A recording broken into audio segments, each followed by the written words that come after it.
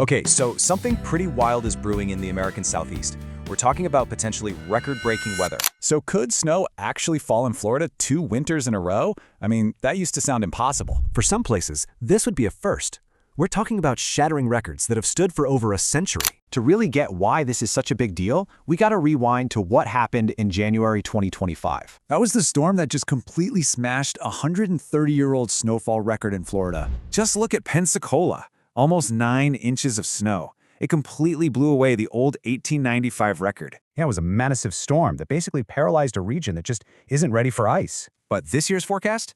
Well, it's a totally different kind of meteorological challenge. It's all about this tricky timing problem called moisture-cold air decoupling. So basically, the moisture's leaving the party just as the really cold air is showing up.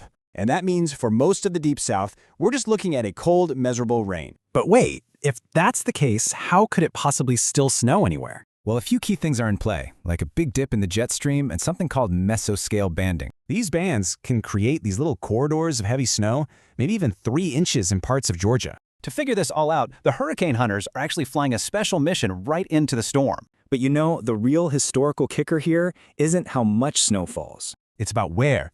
2 cities, Tallahassee and Albany, are on the verge of making history. And 0? That's how many times these cities have ever seen snow 2 winters in a row. Yeah, if more than 1/10 of an inch falls, it'll be a first. A century-old record just gone. And that's the big story. Last year was about volume. This year, it's all about frequency. State agencies are not taking any chances. They're getting roads and teams ready right now. As Georgia's governor said, they're ready for whatever.